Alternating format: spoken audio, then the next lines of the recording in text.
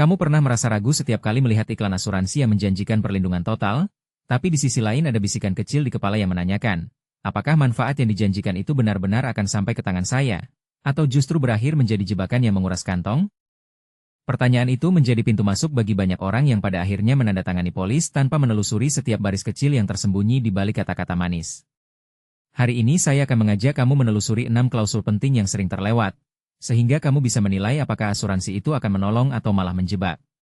Simak sampai akhir, karena di bagian akhir saya akan mengajak kamu merenungkan kembali keputusanmu dan berbagi cara sederhana untuk memastikan setiap premi yang kamu keluarkan memang berharga. Kita semua tahu bahwa asuransi seharusnya menjadi jaring pengaman ketika hidup menampar dengan risiko tak terduga, baik itu sakit keras, kecelakaan, atau kerusakan properti. Namun realitas di lapangan menunjukkan banyak pemegang polis yang terkejut ketika klaim mereka ditolak karena satu atau dua kalimat kecil yang mereka tidak sadari. Mengapa hal ini bisa terjadi? Pada dasarnya, sebagian besar masalah muncul karena kurangnya pemahaman tentang apa yang sebenarnya tertulis dalam kontrak. Ketika seseorang hanya mengandalkan penjelasan lisan agen atau iklan, ia cenderung melewatkan detail teknis yang menjadi dasar penolakan klaim. Akibatnya, premi yang dibayarkan selama bertahun-tahun berubah menjadi beban tanpa manfaat. Akar penyebabnya terletak pada 3 hal. Pertama, bahasa polis yang penuh istilah hukum. Kedua, kebiasaan menandatangani tanpa membaca. Ketiga, kurangnya kebiasaan membandingkan satu polis dengan polis lain. Untuk mengatasi masalah ini, saya memperkenalkan sebuah kerangka kerja yang dapat kamu gunakan setiap kali akan membeli asuransi. Kerangka ini terdiri dari 3 tahap utama: persiapan, pemeriksaan mendalam, dan verifikasi pasca tanda tangan. Pada tahap persiapan, kamu harus mengidentifikasi kebutuhan pribadi, menetapkan batas maksimal premi yang mampu kamu bayar, dan menyiapkan daftar pertanyaan kritis. Pada tahap pemeriksaan mendalam, kamu akan menelusuri 6 klausul yang paling krusial, menandai bagian yang menimbulkan keraguan, dan mencatat konsekuensi potensial. Pada tahap verifikasi pasca tanda tangan, kamu melakukan cross-check antara apa yang dijanjikan agen dengan apa yang tertulis, serta menyiapkan dokumen pendukung untuk klaim di masa depan. Kerangka ini tidak hanya membantu kamu menghindari jebakan, tetapi juga memberi rasa percaya diri bahwa keputusan yang diambil memang tepat. Langkah pertama dalam pemeriksaan mendalam adalah memahami definisi risiko yang tercantum dalam polis. Klausul ini menjelaskan secara spesifik apa saja peristiwa yang dianggap sebagai risiko yang dapat dituntut ganti rugi.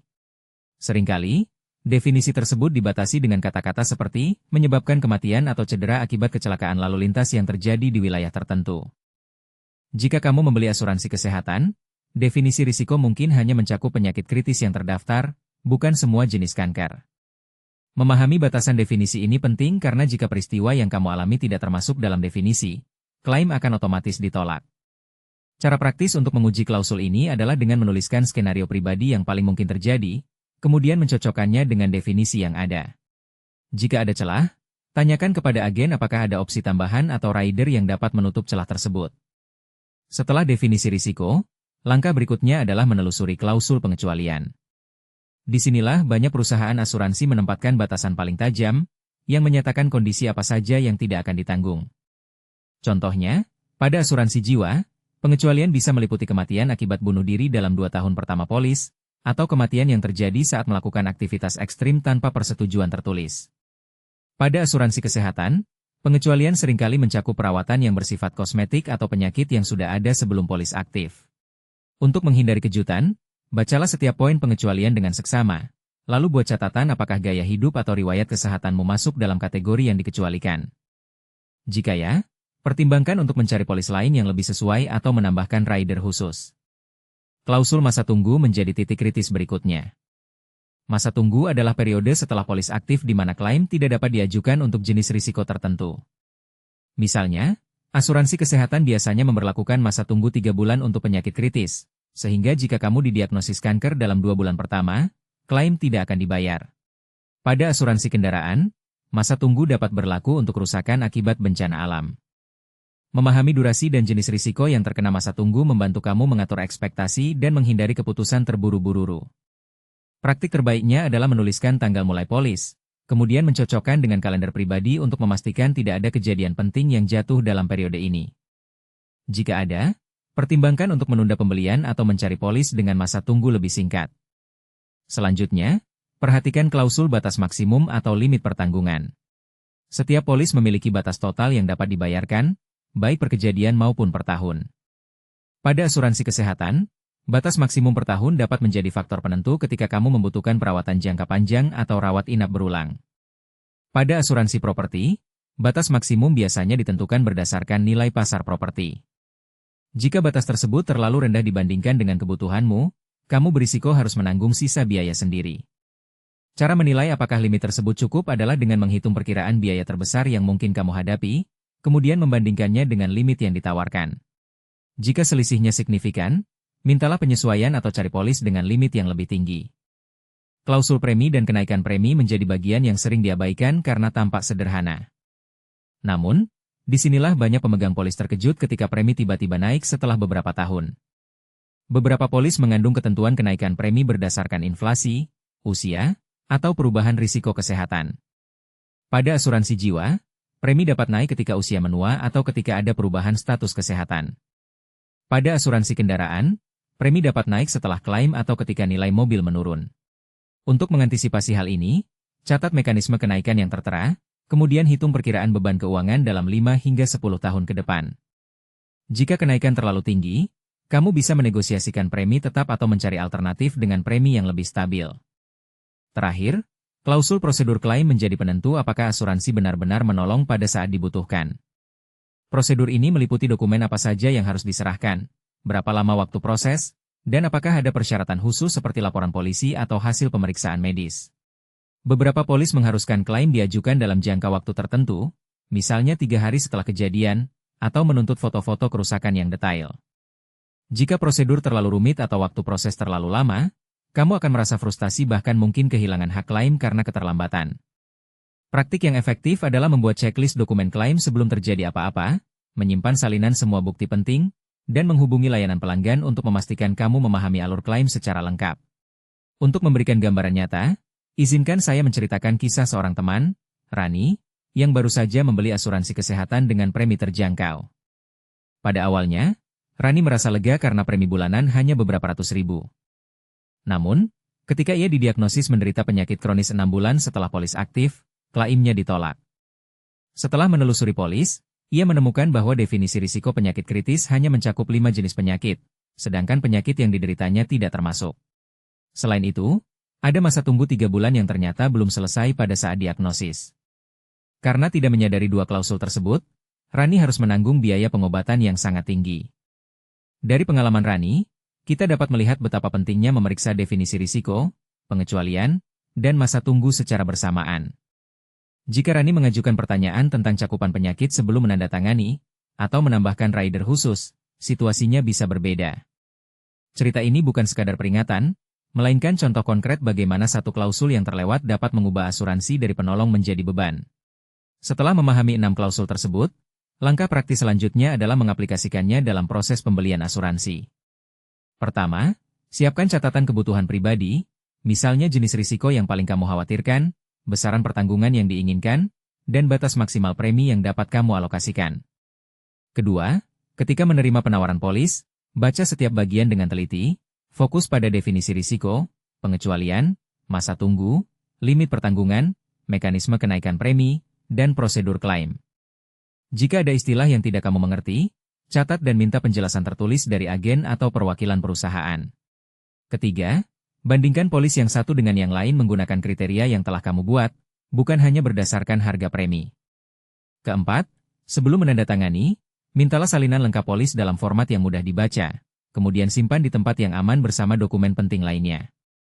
Kelima, setelah polis aktif, buat folder khusus di komputer atau di lemari fisik untuk menyimpan semua dokumen terkait, termasuk bukti pembayaran premi, surat konfirmasi, dan catatan pertanyaan yang pernah diajukan. Dengan cara ini, ketika klaim diperlukan, semua informasi sudah terorganisir dan tidak akan terlewat.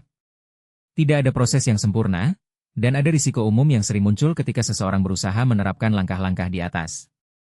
Salah satu kesalahan paling umum adalah menganggap bahwa semua klausul sudah dibaca hanya karena sudah melewati satu kali skim cepat. Kebiasaan ini membuat detail penting tetap tersembunyi di balik paragraf panjang. Kesalahan lain adalah mengandalkan penjelasan verbal agen tanpa meminta bukti tertulis, sehingga interpretasi menjadi subjektif. Selain itu, banyak orang menunda menandatangani polis karena ingin menunggu penawaran yang lebih murah, namun pada akhirnya kehilangan kesempatan mendapatkan perlindungan pada usia yang lebih muda dan premi yang lebih rendah. Untuk mengoreksi kesalahan tersebut, penting untuk kembali ke dokumen asli, menandai bagian yang belum dipahami, dan meminta klarifikasi secara tertulis. Jika setelah klarifikasi masih ada keraguan, jangan ragu untuk membatalkan proses dan mencari alternatif lain. Mengakui bahwa proses ini memerlukan waktu dan ketelitian adalah langkah pertama untuk menghindari jebakan. Bagaimana kamu bisa mengukur apakah pendekatan ini berhasil? Salah satu cara adalah dengan melakukan evaluasi diri setelah 3 bulan pertama polis aktif. Tinjau kembali catatan kebutuhan awal, kemudian periksa apakah semua klausul yang penting sudah dipahami dan didokumentasikan. Jika kamu menemukan bahwa ada klausul yang masih belum jelas, segera hubungi perusahaan asuransi untuk mendapatkan penjelasan tambahan. Selanjutnya, lakukan simulasi klaim dengan skenario hipotetik, misalnya mengajukan klaim untuk perawatan kecil atau kerusakan ringan, dan periksa berapa lama prosesnya serta dokumen apa saja yang diperlukan.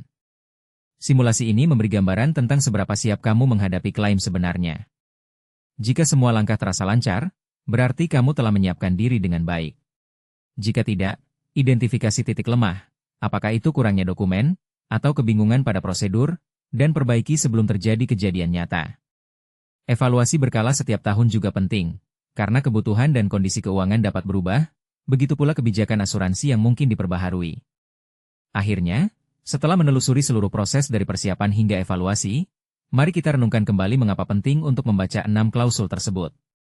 Asuransi bukan sekadar produk komersial yang dijual, melainkan kontrak sosial yang mengikat hak dan kewajiban antara kamu dan perusahaan. Dengan memahami setiap detail, kamu menempatkan diri pada posisi yang lebih kuat, memastikan bahwa ketika risiko muncul, bantuan yang dijanjikan benar-benar sampai ke tanganmu. Jika kamu masih merasa ragu atau belum yakin dengan pilihan polis yang ada, luangkan waktu untuk berdiskusi dengan ahli keuangan atau konsultan independen yang tidak terikat pada satu perusahaan. Pendekatan ini memberi perspektif objektif dan membantu kamu menghindari keputusan yang didorong oleh tekanan penjualan. Ingat, keputusan asuransi yang tepat bukan hanya soal menghindari penolakan klaim, melainkan juga soal mengoptimalkan nilai uang yang kamu keluarkan. Sebagai penutup, saya mengajak kamu untuk mengambil langkah nyata hari ini. Mulailah dengan membuka dokumen polis yang sudah kamu miliki, atau jika belum ada, minta salinan lengkap sebelum menandatangani.